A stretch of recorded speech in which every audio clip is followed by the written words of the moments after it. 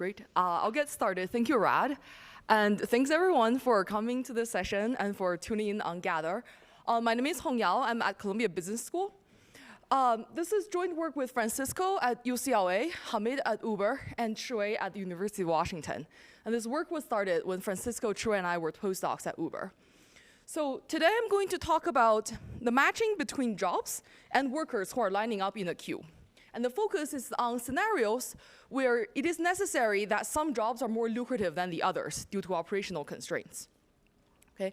To start with some examples, think about Uber and Lyft matching riders and drivers, and Instacart's assigning grocery delivery jobs to its workers. And many of us may not be familiar with Amazon Flex. So this is Amazon's platform for gig work, where everyone can basically sign up and make money delivering packages and groceries. And things can very easily go very wrong if a platform just naively adopts a mechanism for doing the matching. Right here is an article from Bloomberg talking about how Amazon drivers are hanging their phones in trees in front of Whole Foods in order to get more work. The drivers are doing this because they figured out that the algorithm always assigns the next job to the closest driver. And of course, it makes sense that everyone wants to be the closest to get the next job, right? And for platforms like Uber and Lyft, they're going to be in much bigger trouble if there are 200 drivers at the airport all trying to get as close to the terminal as they possibly can. So today, the platforms no longer use the matching to the closest driver at the airport. Instead, they maintain virtual FIFO queues, first in, first out, for drivers who are waiting in a certain area. So if you look at this, the map for Chicago O'Hare, this is a position of the waiting lot. Any driver who are physically in this lot can get in the virtual queue. And on the right-hand side, this is a screenshot of the Uber driver app showing that the driver is in the queue and the driver is at the 61st position in the queue. So this is good. This solves the congestion problem, and is also considered more fair because now the driver who had waited longest in line is the first to receive all these patches. But as we'll soon see, just naively moving to FIFO dispatching has its own unintended consequences. So the first challenge is that the jobs really vary a lot by destination in terms of how much the drivers are making from the trip.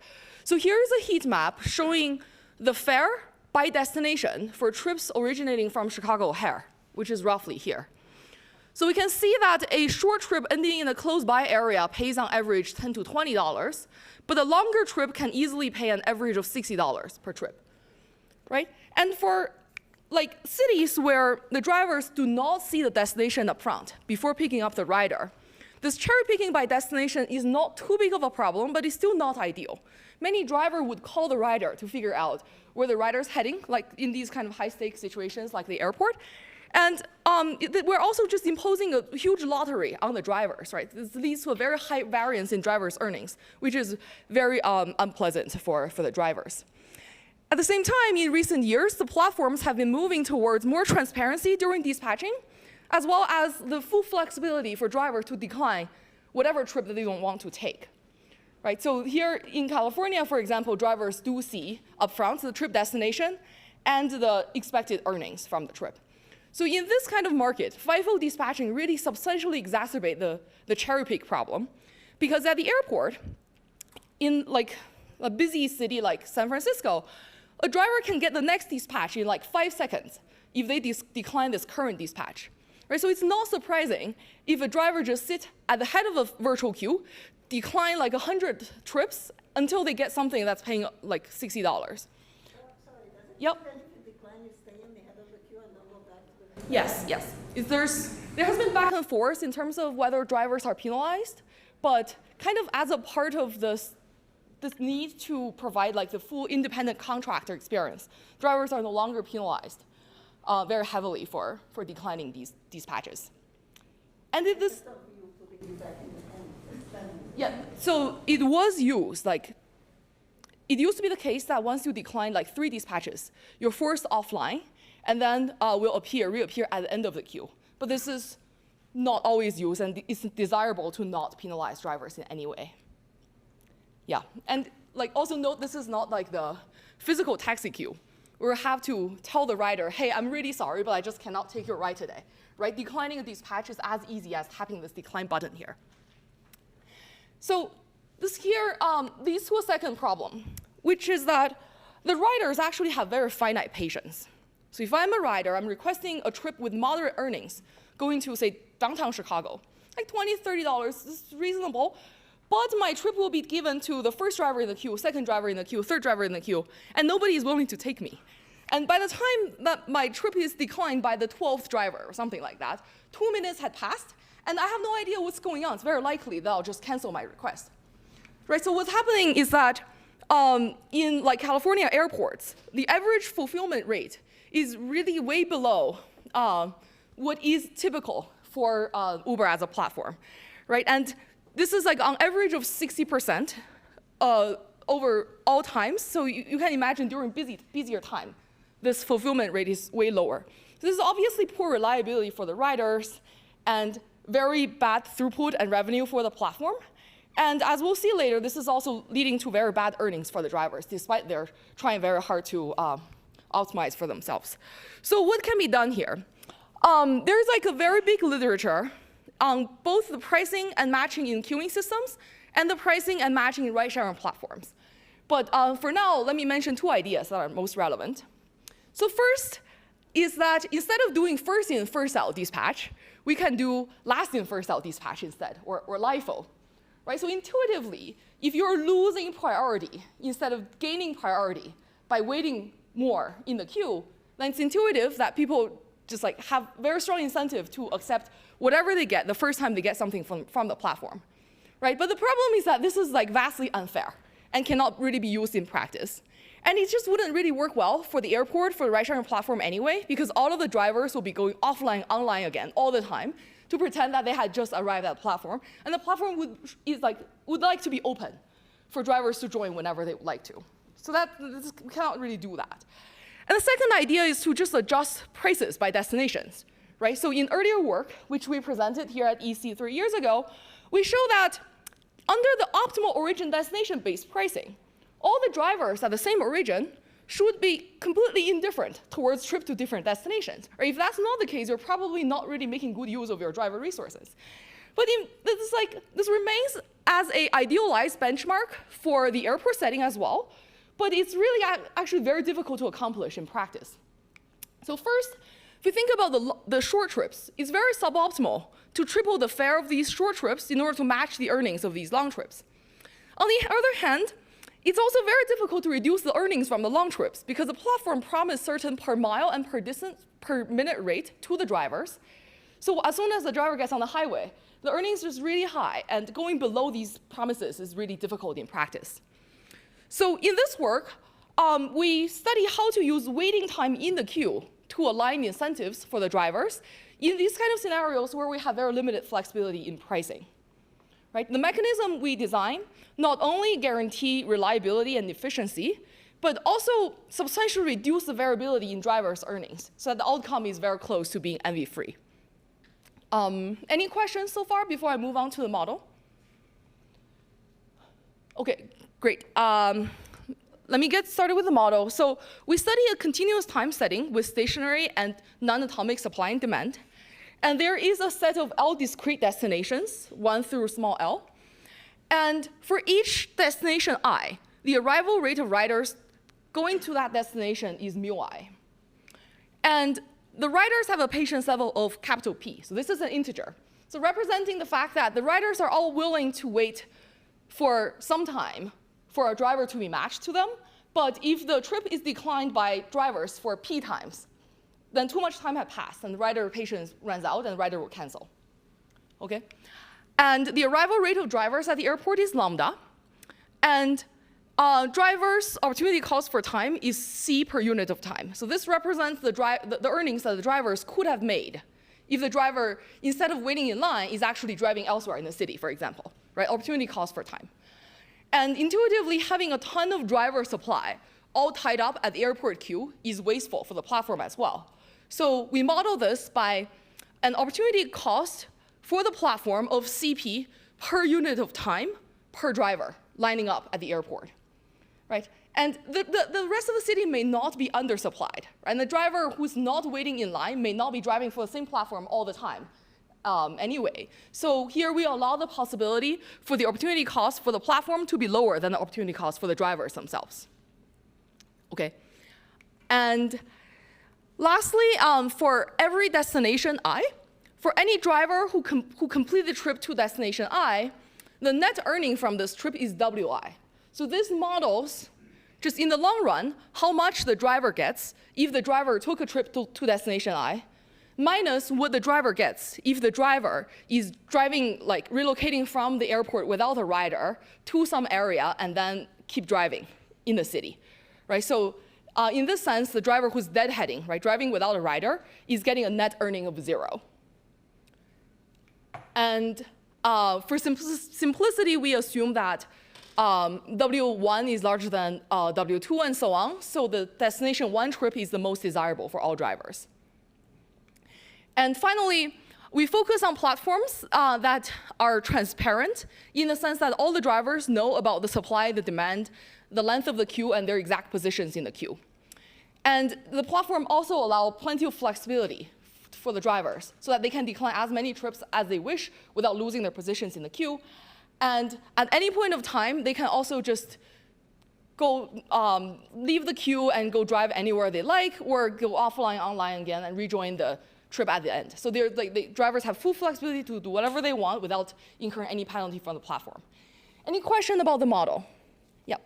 So the net earnings, the WI, they're solely for that trip. They don't include a continuation value for. You can fold that in, right? It's like whatever you get if you head to this destination minus when you're doing nothing. Yeah. Okay, any other question? Great, all right. Okay, so with this model, first question to ask is how does the market failure arise under like the strict FIFO dispatching the platform has been doing like at the moment, right? And this analysis also leads to a very easy fix of the problem. So let's think about this as our queue, right? So this is a queue. Here is the head of the queue, and each rider trip will be sent to the first driver, second driver, and so on, moving in this direction. So if we have a trip to location 1, a trip to location 1 will be first given to the driver at the head of the queue, and the driver will take it, right? Because there's nothing that's making the driver any more money that the driver is willing to wait for. Now, if we think about N1 as the first position in the queue, where the driver is willing to go to location 1, we know that N1 is 0, right at the head of the queue. This is a non-atomic model. Everyone has 0 mass. Now, if a driver is close enough to the head of the queue, the driver knows that after a short wait, they're gonna get a trip to location 1. So they may not be willing to take anything else. So if we think about in comparison to location 1, let's say that the driver is willing to wait for an additional tau1 2 periods of time for a trip to location 1. We know that at this point, the driver must be indifferent, right? So continue to wait for a trip to location 1 or take a trip to location 2 and get going right now. So this gives us this expression. And now if we say that N2 is the first position in the queue where the driver is willing to go to location 2, everyone in front of me is willing to wait only for a trip to location 1, right? And by Little's law, we know that N2 is tau1 2 times mu1, right? Everyone in front of me only taking the mu1s. Now, similarly, we can find the first positions where the driver is willing to go to location 3 and location 4 and so on, right? Here comes the problem. What if this N3 is larger than P, which is the patience level of the rider, right? All the trips going to location 3 is passed by drivers say no, no, no, no, no, and by the time it hits P, the rider cancels, right? So every trip to location 3 and onward, they're all unfulfilled because they never reach the driver in the queue where the driver is willing to take them. And the queue is not gonna end here, right? The driver is gonna keep joining the queue until the queue is so long, such that joining the queue is not any better than not joining the queue, right? So in the equilibrium, when we have more drivers than the demand to locations 1 and 2, everyone will get a net earning of 0, right? Everyone's indifferent between joining the queue and leaving. So it's a terrible outcome for everyone. So given that this is happening, right, a very intuitive fix for the problem is to send the trip to location 3 directly to driver at N3 in the queue, right? So we call this the direct FIFO mechanism.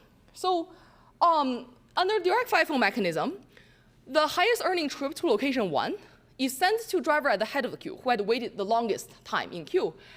And the lower earning trips will be directly sent to drivers who's further down the queue, such that the option to skip the rest of the line will incentivize them to take the lower earning trips.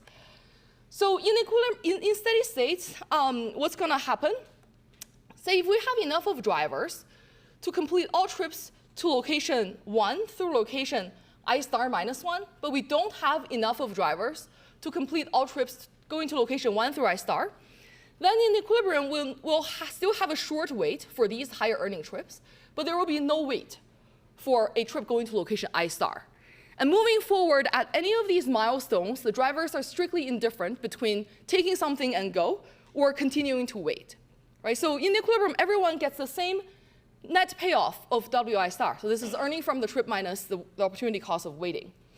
And more formally, we prove that it is a subgame perfect equilibrium for drivers to accept all these patches from the platform. And moreover, there's like 0 variance in the driver's total payoffs. So it's strictly MV-free.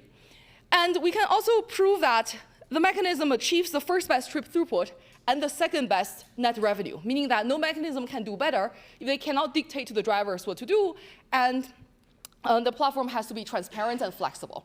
So I'm going to skip the proof for this. And this is already like much better than the status quo strict FIFO dispatching.